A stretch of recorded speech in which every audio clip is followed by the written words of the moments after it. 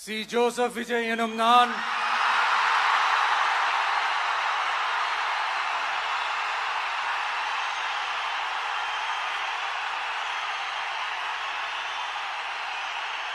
சட்டப்படி அமைக்கப்பெற்ற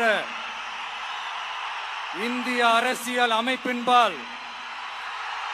உண்மையான நம்பிக்கையும் மாறா பற்றும் கொண்டிருப்பேன் என்றும் இந்திய நாட்டின் ஒப்பில்லாத முழு முதல் ஆட்சியையும் ஒருமையையும் நிலை நிறுத்துவேன் என்றும் தமிழ்நாட்டு அரசின் முதலமைச்சராக உண்மையாகவும் உளச்சான்றின்படியும் என் கடமைகளை நிறைவேற்றுவேன் என்றும் அரசியல் அமைப்பிற்கும் சட்டத்திற்கும் இணங்க அச்சமும் ஒருதலை சார்பும் இன்றி விருப்பு வெறுப்பை விலக்கி பலதரப்பட்ட மக்கள் அனைவருக்கும் நேர்மையானதை செய்வேன் என்றும் ஆண்டவன் மீது ஆணையிட்டு